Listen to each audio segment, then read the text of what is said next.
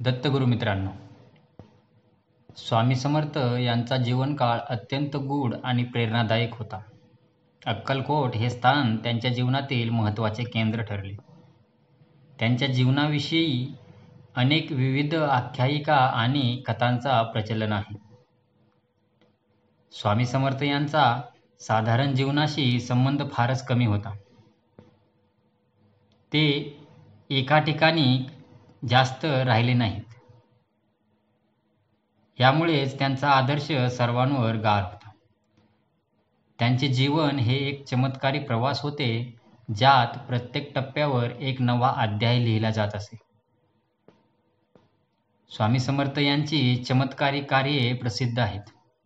अनेक लोक त्यांच्या शरण आले आणि त्यांना शरण घेतल्यावर त्यांना मानसिक शांती आणि आध्यात्मिक शुद्धता अनुभवायला मिळाली.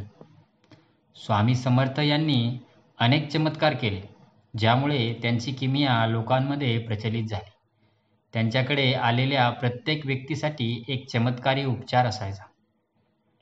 यामध्ये रोग नष्ट करणे, मानसिक तणाव दूर करणे आणि जीवनातील अडचणींचे निवारण करणे यांचा समावेश होता. एका प्रसंगात एक गरीब कुटुंबातील व्यक्ती स्वामींच्या समोर आले आणि ते त्यांना एक साधे वस्त्र देऊन परत पाठवले. त्या व्यक्तीने घरी जाताच त्याच्या घरात अप्रत्याशित सुखाचे आगमन झाले. त्याच्या कुटुंबाला आनंद आणि समृद्धी प्राप्त झाली. यामुळे स्वामींच्या चमत्कारी कार्याची ख्याती अधिक वाढली.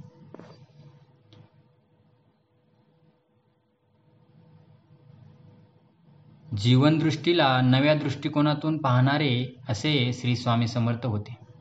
त्यांच्या शिकवणीचा मुख्य आधार योग आणि ध्यान होता. ते सांगायचे की आत्मा आणि परमात्मा यांच्यातील अंतर केवळ अज्ञानामुळे आहे आणि हे अज्ञान दूर करूनच वास्तविक ज्ञान प्राप्त करता येते. त्यांच्या वाणीतून येणारे संदेश हे साधकांना एक साधा मार्ग दाखवणारे होते. स्वामींच्या शिकवणीमध्ये सत्य आणि धर्म यांना अत्यंत महत्त्व होते. ते खरे सांगायचे की प्रत्येक व्यक्तीला त्याच्या कर्माची फळे भोगावीच लागतात. त्यांच्या विचारधारेनुसार प्रत्येक व्यक्तीला त्याच्या जीवनातच समाधान मिळवणे आवश्यक आहे.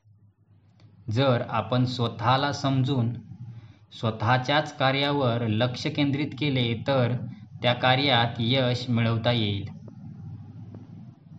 स्वामी समर्थ यांचे भक्त त्यांना केवळ एक गुरुच नाही तर एक सखा, एक पिता आणि एक मार्गदर्शक मानत.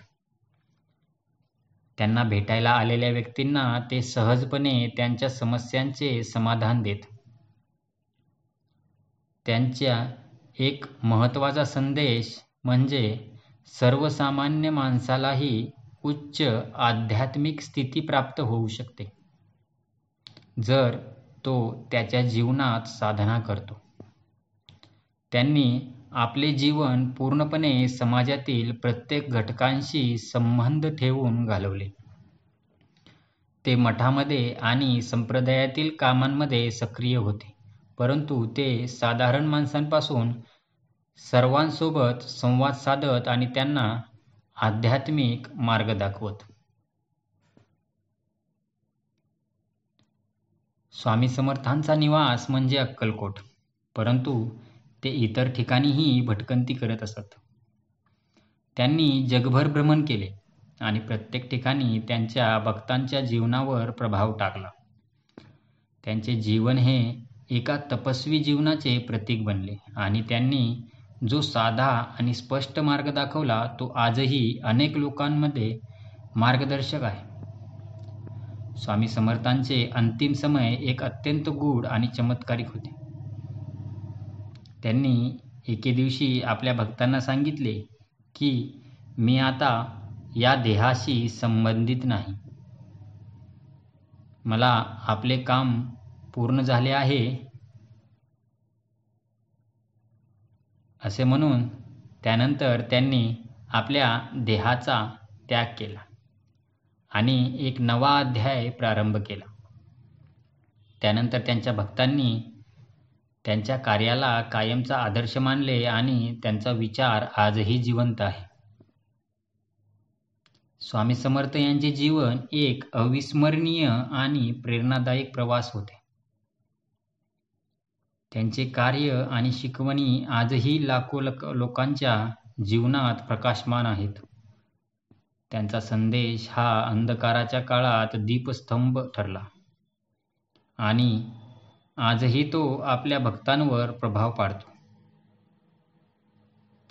स्वामी समर्थांचे जीवन म्हणजे केवळ चमत्कारिक घटना आणि अद्भुत कार्याची गाथा नाही, तर ते एक अत्यंत साधे परंतु गहन तत्त्वज्ञानाचे प्रतीक होते.